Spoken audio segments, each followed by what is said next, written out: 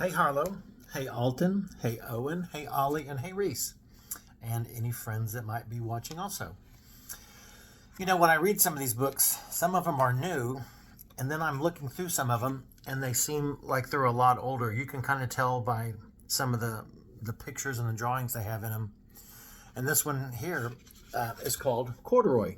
It's been around for a long time, and in the very fronts of books, you can look, and they have when they were published. And this book was published in 1968. That was the first time. So it was in 1968, and then 1970, 74, 75, 76. But it was in 1968 it was first made. And the reason that's important is that's the year that Maisie was born. She was born on October 1st of 1968. And this story, it's also kind of funny. This is a story about a bear named Corduroy, like a stuffed animal. Maisie used to have a stuffed bear, and his name was Franklin. And Maisie used to tell me that she would take him, even when she was in high school, she would take him to camp when she would go. So here we go about the story of Corduroy, the stuffed bear. Corduroy is a bear that lived in the toy department of a big store. Day after day, he waited with all the other animals and dolls for somebody to come along and take him home. The store was filled with shoppers buying all sorts of things, but no one ever seemed to want a small bear in green overalls. Look, there he is.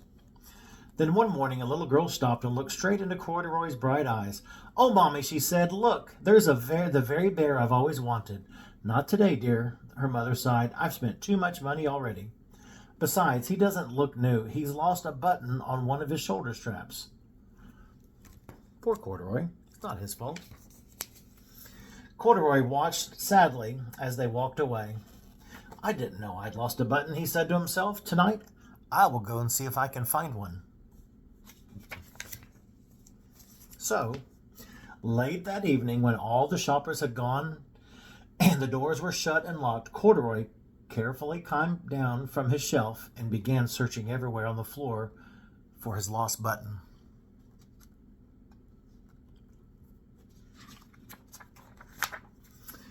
Suddenly, he felt the floor moving under him. Quite by accident, he had stepped on the escalator, and up he went. Could this be a mountain, he wondered? I think I've always wanted to climb a mountain. Well, the good news is he doesn't have to climb. It's taking him up there. He stepped off the escalator as it reached the next floor, and there before his eyes was the most amazing sight. Tables and chairs and lamps and sofas and rows of beds. "This must be a palace," Corduroy gasped. I guess I've always wanted to live in a palace." He wandered around admiring the furniture. "This must be a bed," he said. "I've always wanted to sleep in a bed."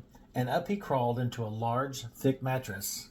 And then all at once he saw something small and round. "Why, there's my button," he cried, and he tried to pick it up, but like all the other buttons on the mattress, it was tied down tight. Yep, they sew those on.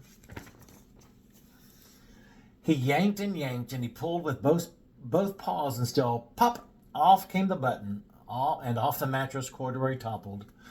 Bang! Into a tall floor lamp, and over it fell with a crash. Probably the light bulbs broke in it. Corduroy didn't know, but there was someone else awake in the store. The night watchman was there, and he was going on his rounds on the floor above, where he heard the crash and came dashing down the escalator. "Now, who in the world did that?" he exclaimed. "Somebody must be hiding around here."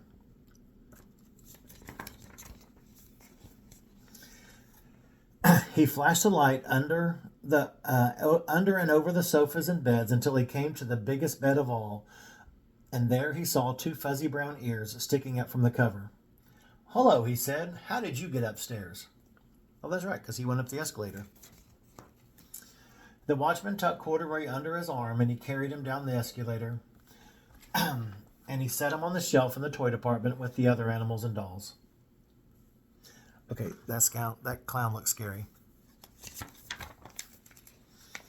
Corduroy was just waking up when the first customers came into the store in the morning, and there, looking at him with wide, warm smile, was the same little girl he'd seen only the day before. "I'm Lisa," she said, and you're going to be my very own bear. Last night, I counted what I had saved in my piggy bank, and my mother said that I could bring you home. Shall I put him in a box for you? The sales lady asked. Oh, no, thank you, Lisa answered, and she carried Corduroy home in her arms. She ran all the way up 4 flights of stairs into her family's apartment, and she went straight to her own room. Corduroy blinked, and there was a chair, a chest of drawers, and alongside a girl-sized bed stood a little bed just the right size for him. The room was small, nothing like the enormous palace in the department store. This must be home, he said. I know, I've always wanted a home. Lisa sat down with Corduroy on her lap and began to sew a button on his overalls. I like you just the way you are, she said, but you'll be more comfortable with your shoulder straps fastened.